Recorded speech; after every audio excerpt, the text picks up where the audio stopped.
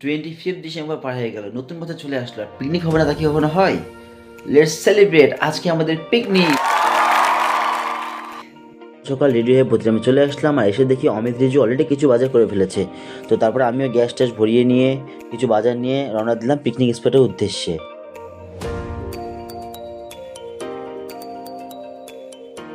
আর এই হচ্ছে আমাদের পিকনিক স্পট, একদম নদীর ধারে। ক্ষুদিরাম যে আটটায় নদী আছে সেই নদীর একদম ঠিক পাড়ে যে ফরেস্ট আছে সেখানে আমরা পিকনিকটা করছি।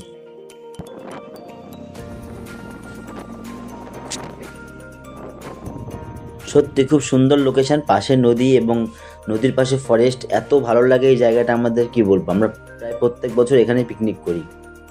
আর এই হলো আমাদের পিকনিকের স্পট। আমাদের আদা রসুন পেঁয়াজ সব কিছু প্রায় কাটা কমপ্লিট হয়ে গেছে বলতে গেলে। আর এই যে অমিত এখানে কাজ করছে, অবশ্যই কিছু কথা বলা যায়। আমাদের অমিত বাবুও কাজ করছে, চপ ভাজা বাগান ধনে পাতা। ধনা পাতা নয়, ধনে পাতা। আচ্ছা, দিদি মা ধনে- বলেছে তো ধনে পাতা। ধনে পোকা নাকি? আচ্ছা আচ্ছা। তো তারপরে রান্নার প্রিপারেশন শুরু হয়ে গেল।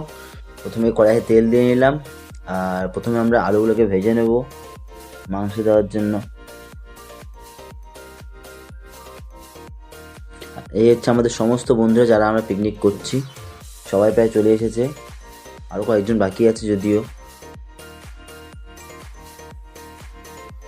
তারপর কড়াইয়ে পেঁয়াজগুলোকে দেওয়া হলো, আমি একটু এর মাঝে খুন্তি নিয়ে নিলাম, কারণ বাড়িতে রান্না করা হয় না, তাই ভাবলাম এখানে একটু রান্না করে নিই।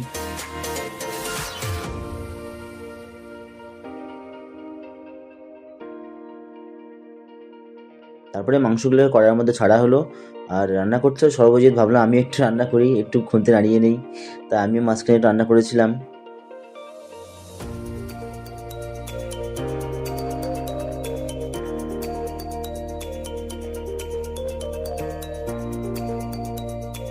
আর ইনি হলেন সপ্তর্ষি সরকার ওরফে রিজু। ইনি হলেন আমাদের পিকনিকের মেন কুক। এনাকে বাদলে পিকনিকটাই অচল। কন্টিনিউ। আর মাংস হওয়ার পর আমরা পাকোড়া বানাতে শুরু করলাম, কেননা কিছু তো চাই টিফিন করার জন্য।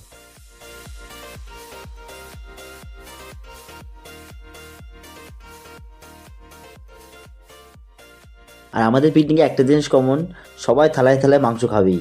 ছেলেদের পিকনিক মানে এটা কমন, কারণ 12 জন লোক আর প্রায় 5 কিলো মাংস, তো সবাই তো মাংস খাবেই। অর্ধেক মাংস আমাদের খালি মুখে খেতেই শেষ।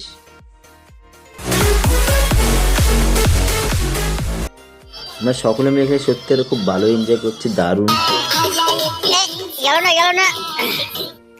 তো যাই হোক, আমাদের ছেলেদের পিকনিক মানেই বাকচুরিতে ভর্তি। তো সবাই পকোড়া খেতে খেতে তারপর একটু ড্যান্স করে নিলাম।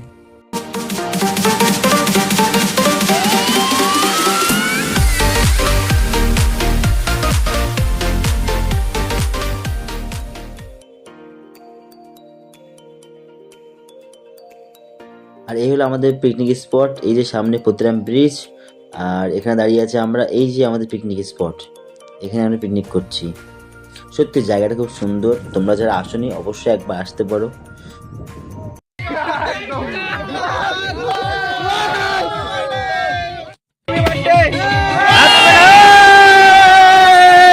হ্যাপি বার্থডে বন্ধু। তো আজকের দিনে পড়ে গেছে আমাদের বন্ধু গোবিন্দর বার্থডে, তা আমরা সবাই মিলে সেখানেই তার বার্থডে সেলিব্রেট করলাম।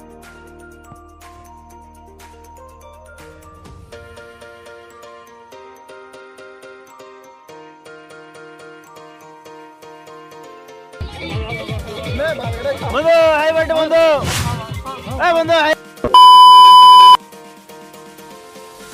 সব শেষে এবার খাওয়া দাওয়ার পালা। সকলে খেতে বসেছিল, শুধু আমি আর রিজু পরিবেশন করছিলাম।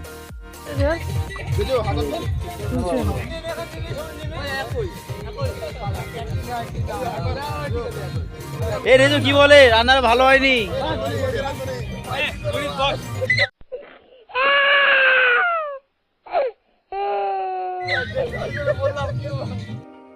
জোকসে বাট রান্না সত্যি খুব ভালো হয়েছিল, কারণ রিজু ছাড়াও সর্বজিৎ, অমিত আরও অনেকেই ছিল যারা রান্না ভালো পারে। আমাদের পিকনিক শেষ, সেটা বোঝা হয়ে গেছে, এখন আপন আপন বাড়ি যাওয়ার পালা।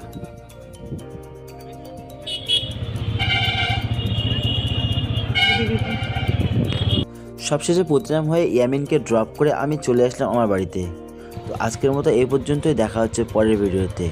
বাই।